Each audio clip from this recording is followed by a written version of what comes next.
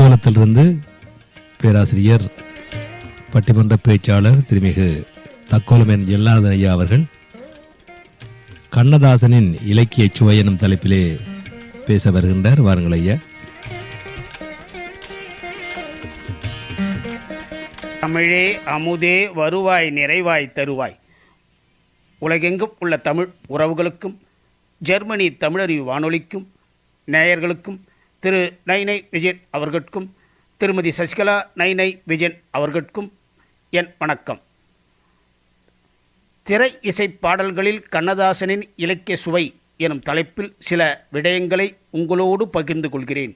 தக்கோலம் என் ஜலநாதன், உத்திரமேரூர், தமிழ்நாடு. திரை இசை பாடல்களில் கண்ணதாசனின் இலக்கிய சுவை. கண்ணதாசன் திரை இசைத்துறையில் மட்டுமல்ல, எழுத்துத்துறையிலும் தனக்கென முத்திரை பதித்துள்ளார். அர்த்தமுள்ள இந்து மதம் போன்ற ஆன்மீக நூல்களில் படைப்பதில் அவருக்கு நிகர் அவரே. பேச்சாற்றலிலும் வல்லவர். மக்களின் நாடிகளை புரிந்து கொண்டு மக்கள் நாடும்படி எளிமையாக வாழ்க்கையின் யதார்த்தத்தை இயல்பாக மனதில் பதியும்படி பாடல் வரிகளை பதித்திருப்பார். வாருங்கள், கப்பலொட்டிய தமிழன், செக்கிழுத்த செம்மல், சுதந்திர போராட்ட வீரர் என போற்றப்படுகின்ற வ.உ. சிதம்பரம் பிள்ளை அவர்கள் அவரின் நண்பரான மாசிலாமணி பிள்ளையிடம் சொல்லிக் கொண்டிருப்பதை நாமும் அருகே சென்று கேட்போம். வ.உ. சிதம்பரம் பிள்ளை அவர்கள் தன் நண்பரிடம் சொல்கிறார். ஒரு நாள் காலை கம்பர் எழுந்து உலாவச் சென்றார். வழியில் ஒரு வீட்டிலிருந்து அழுகுரல் கேட்டது. அந்த அழுகையின் இடையே சில்லென்று பூத்த என்று ஒப்பாரி போன்று ஒரு பெண்ணின் குரல் கேட்டது. மேலும் வார்த்தை வராதவாறு அந்த ஒப்பாரி பாடிய அந்த பெண்ணின் வாயை அடைத்து அவள் அழுகையை அடக்கிவிட்டனர். அதை அறிந்த கவி சக்கரவர்த்தி கம்பர் சில்லென்று பூத்த என்ற சொல் கவிச்சுவை பொருந்தியதாக இருந்ததால் அதற்கு பிறகு சொல்ல விரும்பியது எதுவாக இருக்கும் என்பதை அறிய ஆவல் கொண்டார். அதாவது சில்லென்று பூர்த்த என்ற வரிக்கு பிறகு என்ன வார்த்தை இருக்கும் என்பது கம்பரின் கற்பனைக்கு எட்டவில்லை. என்ன செய்யலாம் என எண்ணி கம்பர் அக்கம்பக்கத்து வீட்டாரிடம் கேட்டபோது ஒப்பாரி பாடி அழுத அந்த பெண் சமீபத்தில் கணவனை இழந்த இளம்பெண் என தெரிய வந்தது. பொதுவாக கணவனை இழந்த பெண்கள் அதிகாலையில் விழித்தெழுந்து அழுவது வழக்கம். அப்படி அழும்போது நிறுத்துவது பக்கத்தில் இருக்கும் வயதான பெண்களின் கடமை என்றும் கம்பருக்கு தெரிய வந்தது. மறுதினமும் அதிகாலையில் அந்த வீட்டின் தெருத்திண்ணையில் கம்பர் அமர்ந்திருந்தார். வழக்கம் போல அழுகையுடன் அந்த பெண் ஒப்பாரி பாட ஓசையுடன் அந்த ஒப்பாரி பாடல் ஓசையுடன் பாடல் கேட்டது. அதிர்ஷ்டவசமாக அன்று வாயை பொத்த ஆட்கள் சற்று பின்னர் வந்ததால் அந்த ஒப்பாரி பாடல் சில்லென்று பூத்த சிறு நெருஞ்சி காட்டினுள்ளே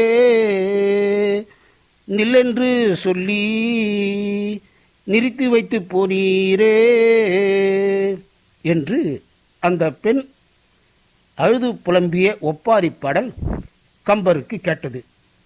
இந்த தகவலை தன் நண்பருக்கு சொன்னபோது வ.உ. சிதம்பரம் பிள்ளைக்கு கண்களில் நீர் ததும்பியது. சில்லென்று பூத்த சிறு நெருஞ்சி காற்றினிலே நில்லென்று கூறி நிறுத்தி வழி போனாலே நின்றது போல் நின்றால் நெடுந்தூரம் பறந்தால் நிற்குமோ ஆவி நிலைக்குமோ நெஞ்சம் மனம் பெறுமோ வாழ்வே. இந்த 4 வரிகளும் முத்தொள்ளாயிரம் என்ற நூலில் உள்ள வரிகள் என்றும் குறிப்பிடுவர். இலக்கிய சுவை மிகுந்த ஒப்பாரி பாடலையும் ஒரு காதல் பாட்டிற்கு பல்லவியாக மாற்றி அதற்கு பொருத்தமாக காதல் சுவை மிகுந்த சொற்களில் பாடலை படைத்தார் கண்ணதாசன். பாடல் வண்ணம் கண்ணதாசன், இசை வண்ணம் எம்.எஸ். விஸ்வநாதன் ராமமூர்த்தி, குரல் வண்ணம் டி.ஆர். மகாலிங்கம் சுவை வண்ணம் சுவைக்கும் வண்ணம் அளித்தார்கள். 1960 வெளிவந்த மாலையிட்ட மங்கை என்ற படத்தில் எம்.எஸ். விஸ்வநாதன் ராமமூர்த்தி இசையில் டி.ஆர். மகாலிங்கம் பாடிய கண்ணதாசன் எழுதிய பாடலை கேட்போமா?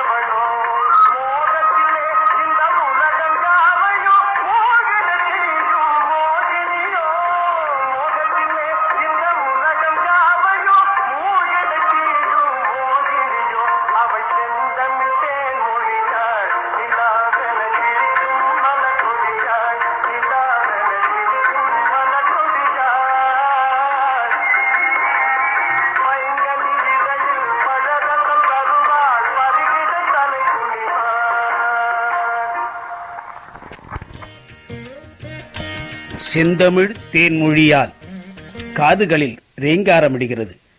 வாய் மட்டுமல்ல, மனமும் பாடுகிறது. ஒப்பாரி பாடலையும் தமக்கு ஒப்பார் இல்லை எனும்படி கண்ணதாசன் அவர்கள் எழுதிய இலக்கியச் சுவை மிகுந்த காதற் பாடல் செந்தமிழ் தேன்மொழியால் பாடல் செவியில் என்றென்றும் ஒலித்துக் கொண்டிருக்கும் என்றால் மிகையன்று. இனி தொடர்ந்து வாய்ப்பு கிடைக்கும் போதெல்லாம் திரை இசை பாடல்களில் கண்ணதாசனின் இலக்கிய சுவையை சுவைப்போம். வாய்ப்பளித்த ஜெர்மனி தமிழறி வானொலிக்கு நன்றி, வணக்கம். தக்கோலம் என் ஜலநாதன், உத்திரமேரூர், தமிழ்நாடு, சங்கத் தமிழ் இலக்கிய பூங்கா.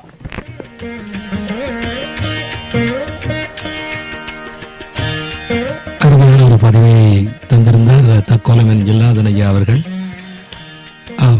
ஆயிரக்கணக்கான நாட்டார் பாடல்கள் பல திரை இசையை அலங்கரித்திருக்கின்றன, திரையுலகத்தை. அந்த வகையிலே கவிஞர் கண்ணதாசனையும் அது ஈர்த்திருக்கிறது. அருமையான விடயத்தோடு இணைந்து கொண்டீர்கள். நன்றி ஐயா. மீண்டும் மீண்டும் இணைந்து சிறப்பியுங்கள். நன்றி, வணக்கம்.